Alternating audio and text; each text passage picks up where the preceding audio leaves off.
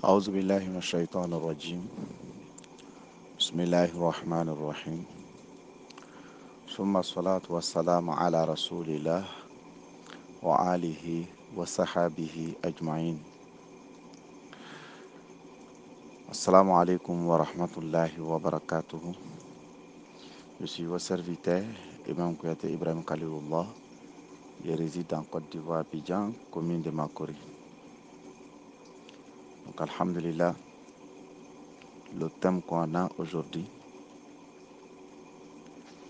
comment faire le démarche de mariage, en quel moment l'imam peut avoir autorisation de sceller un mariage. Mes chers parents, mes chers frères ici en islam,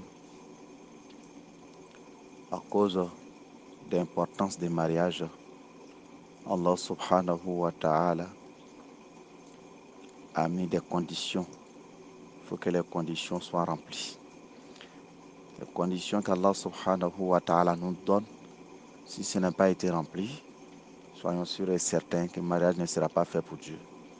Peut-être on va faire notre mariage, mais ce n'est pas pour Dieu. Que Dieu nous donne une bonne compréhension. Avant que nous allons commencer le démarche, on va montrer d'abord quels sont les piliers à laquelle que l'imam peut se baser sur ça pour sceller un mariage. Première chose d'abord, c'est les deux parents, al-wali, al-izn al-wali. C'est-à-dire qu'il faut que les deux parents puissent donner les accords, principes, c'est-à-dire le père de marié, le père aussi de la mariée. Il faut que les deux puissent se donner les accords, qu'ils acceptent que les deux enfants puissent se marier ensemble. C'est la première condition. Il faut qu'ils acceptent d'abord. S'ils n'acceptent pas, ça sera difficile. Ça sera difficile qu'on puisse se marier. Pourquoi on a commencé par ça? Normalement, on devrait commencer par d'abord l'amour qui nous amène à se marier entre nous. On a commencé d'abord par le plier pour nous faciliter le travail. Le dernier plié, ça sera l'amour qui va nous amener à se marier. Maintenant, il faut que les deux parents puissent donner les accords pour qu'on puisse célébrer le mariage. Le monsieur, son père doit donner son accord. La femme, son père doit donner son accord. Si les deux parents donnent les accords, en ce moment, un plié est déjà respecté. Ça aussi, il peut y avoir d'autres problèmes. Il faut qu'on puisse mieux expliquer. Si les parents sont musulmans, et ils peuvent se donner les accords facilement, principe. Si les parents maintenant, un des deux parents, un est non musulman, là aussi ça c'est une autre démarche encore. Même si c'est un non musulman, c'est sa fille, il faut qu'il donne son accord principe pour le mariage. Parce que c'est sa fille. On ne doit pas l'arracher, non. Même si c'est affaire de Dieu, il faut qu'il donne son accord avant qu'on célèbre le mariage. Donc, c'est ça qui est là. Au temps du prophète Mohammed sallallahu alayhi wa sallam, concernant le premier mariage des prophètes même, avec Khadija, le père de Khadija refusa même de donner sa fille à Mohammed sallallahu alayhi wa sallam. Il refuse de donner sa fille alors qu'elle est deux, il s'aimait. Mais le père refuse. Le père de Khadija refuse de donner son enfant à Mohammed sallallahu alayhi wa sallam à cause de son islamité. À cause de, comment on appelle, la manière qu'ils étaient. Il n'est pas accepté. Il n'est pas accepté. Parce que les gens voyaient le prophète, la manière qu'il s'est comporté, vraiment était grand. Il avait un bon comportement. Le monsieur, lui, n'est pas aimé la tête du prophète pour qu'il puisse donner sa fille à Mohammed. Il n'est pas aimé. Mais comme Dieu sait faire tout, ça fait de Dieu. Difficulté a commencé. Un jour, lui-même, il est allé consommer l'alcool. Le père de Khadija a consommé l'alcool, l'a invité les gens, il a consommé l'alcool jusqu'à tel point qu'il a réuni les gens. Il dit à tout le monde, de façon qu'il était très content ce jour-là. Il dit, lui donne son accord principe à la famille de Mohammed qui n'a qu'à venir épouser sa fille, Khadija. Voici comment. C'est lui-même qui a dit. Donc, c'est à travers son accord, on a célébré le mariage entre le prophète Mohammed sallallahu alayhi wa sallam et Khadija. Donc, mes chers parents, en ce moment, le prophète Mohammed sallallahu alayhi wa sallam n'était pas encore un messager. Il était dans sa prophétie en cachette d'abord. Beaucoup de personnes ne savaient pas que c'était un prophète, mais en cachette, il y a d'autres personnes qui savaient que c'était un prophète. Donc, voici comment. Vous voyez les complications, ça n'a pas commencé sur nous seulement, même sur le prophète, ça a commencé. Les parents peuvent être non musulmans. Comme le père de monsieur peut être non musulman, il refuse parce que son fils a accepté de se convertir en islam. Lui refuse que son fils marie tel. On va en négociation. On négocie, au fur et à mesure pour qu'il puisse accepter. Voici les différentes conditions. Il faut que les deux parents puissent donner leurs conditions. Maintenant, il faut que ce soit conditions que l'islam approuve. Il ne faut pas que ce soit des conditions que l'islam a interdites. C'est-à-dire, en disant que celui-là, je suis supérieur que lui, ou bien celle-là, je suis supérieur qu'elle. Donc, à cause de ça, je ne vais pas donner ma fille. Non, ça, c'est la considération que nous-mêmes, on a créée entre nous. Là, on ne peut pas accepter ça. Mais on ne fait pas avec la force, on ne fait pas avec parole. On fait en sorte de se faire comprendre au fur et à mesure pour que les parents puissent donner les accords pour le mariage. Des fois, ce qui tu vois qu'ils se basent dessus, c'est un accord qu'ils ont signé entre eux que les deux parents ne doivent pas se marier. Donc cet accord-là a été confié deux fois même à les génies qui protègent les accords. Celui ou celle qui s'entête de faire ce mariage, les génies là les attaquent en même temps. Donc vous voyez les accords comme ça. Bon, ça peut être un accord, des fois, à cause des bienfaisances de l'autre. L'autre a dit, bon, on décide maintenant de me faire, il ne faut jamais qu'on fait palabre entre nous. Ce que tu viens de me faire est grand. Donc, nos enfants ne doivent pas se marier pour ne pas qu'ils puissent faire palabre jusqu'à tel point que nous-mêmes, on va se battre à cause de ça. Donc, on s'interdit sur nous. C'est eux-mêmes qui créent ça.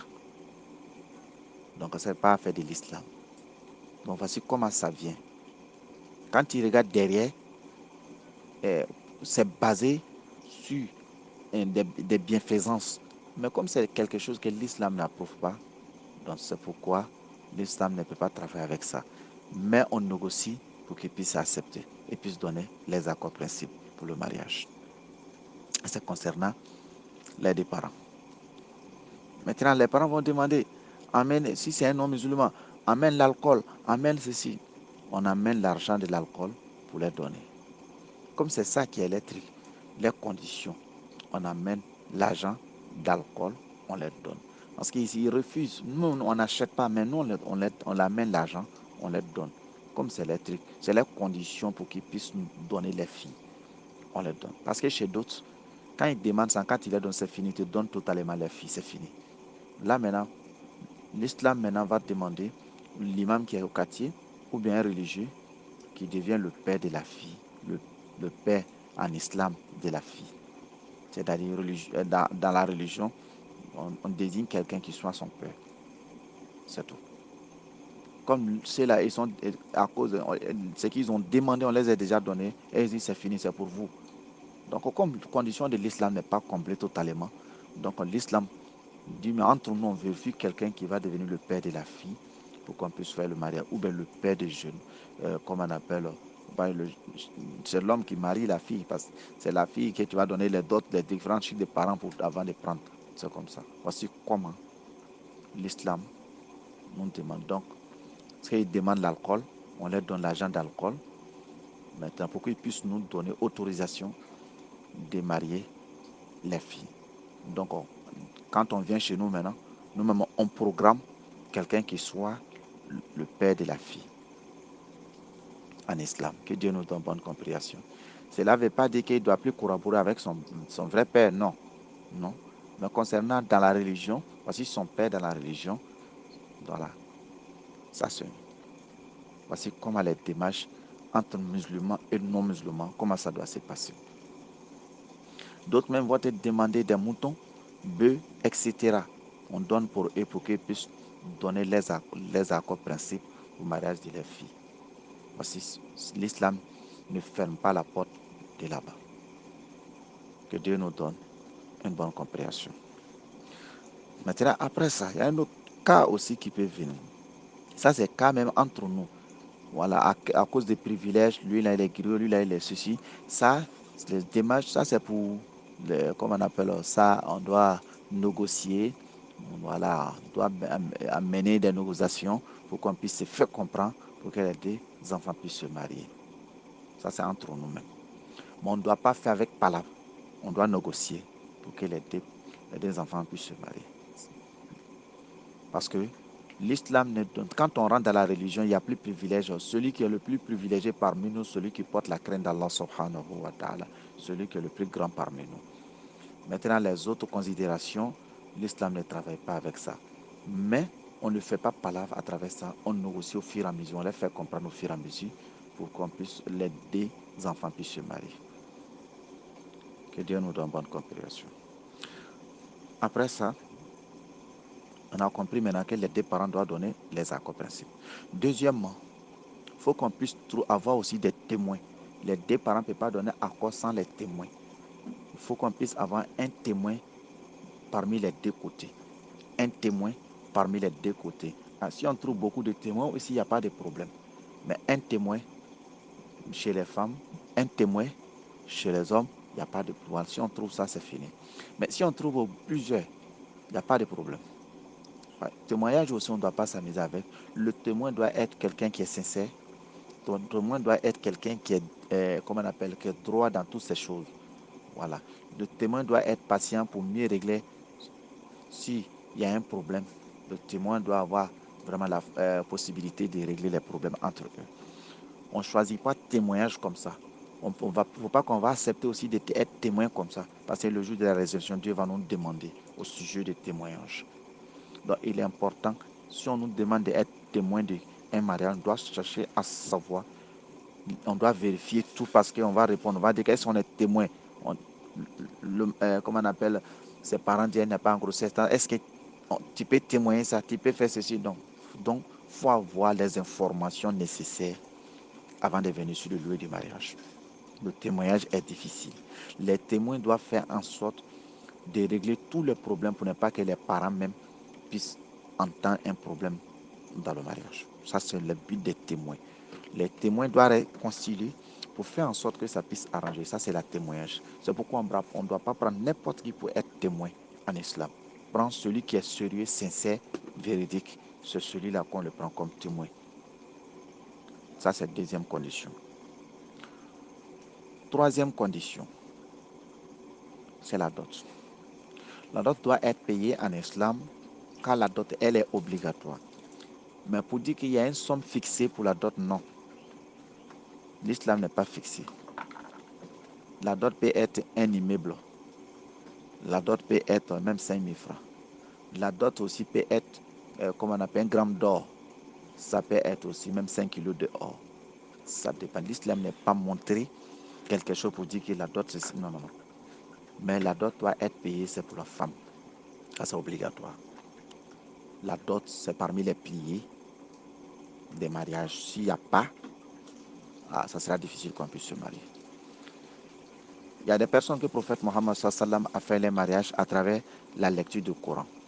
La femme ne connaissait pas, comment on appelle la Fatiha. Le prophète amène, comment on appelle le monsieur, d'apprendre la femme à réciter la Fatiha. Mais il a demandé l'accord de la femme d'abord. La femme a accepté l'accord principe que le monsieur n'est qu'à l'apprendre à comprendre la Fatiha, c'est-à-dire à connaître la Fatiha, ça sera lui, elle, sa dot. Donc, le prophète a scellé le mariage à travers ça. À travers ça. Donc, l'islam n'est pas montré qu'avec ça, non, non, non, c'est pas forcément ça. La dot peut être certaines choses, ça peut être un objet, ça peut être l'argent, voilà, etc. Maintenant, la dot même doit être payée. Et chaque coutume a sa manière de donner les dots. Il a les différentes manières de fixer les dots. Donc, la dot doit être respectée, ça doit être donné. Maintenant, on peut emprunter aussi dette. On peut sceller le mariage, après la personne paye la dot. Mais ça, on ne doit pas s'amuser. On donne délai très fixé. Si la personne refuse de payer, tous les rapports qui passent entre lui et sa femme deviennent la fornication. S'il décède pour laisser 5 francs de dot sur lui, le jour de la résurrection, il va payer pour sa femme. Il va payer pour sa femme. Donc on doit faire attention. On ne doit pas laisser le restant des dots de nos femmes. On doit payer totalement les dots. On doit les donner. C'est pour elles. Ce n'est pas pour les parents. C'est pour elles qu'on doit les donner. C'est pour elles. La dot, c'est pour la femme. Ce n'est pas pour les parents. C'est avec ça qu'elle va se soutenir. Donc, quand tu prends dette, tu dois payer. Un exemple, tu as donné moitié, il reste moitié, on fixe la date. Quand la date arrive, on vient vers vous. Ouais, les témoins s'élèvent le restant pour aller prendre le restant de la dot pour qu'on puisse payer. On ne s'amuse pas avec ça, on ne retarde même pas. Quand le délai arrive, on vient donner. La dot peut être payée à moitié, comme ça peut être payé aussi totalement. Mais actuellement, on refuse de faire ça, de s'endetter pour ça. On demande à tout le monde de faciliter la dot pour que le monsieur puisse payer en même temps. Voilà, à cause de notre temps actuel. Que Dieu nous donne une bonne compréhension. Ça, c'est parmi les piliers du mariage. Après ça, quatrième chose, c'est l'accord des deux conjoints. Les deux doivent donner les différents accords. L'autre dit qu'il accepte, l'autre dit aussi qu'il accepte pour l'autre. Les deux doivent donner les accords. On ne doit pas être obligé. Mais on doit les aider à faire les mariages. On ne doit pas les obliger. On peut les proposer, mais ne les oblige pas.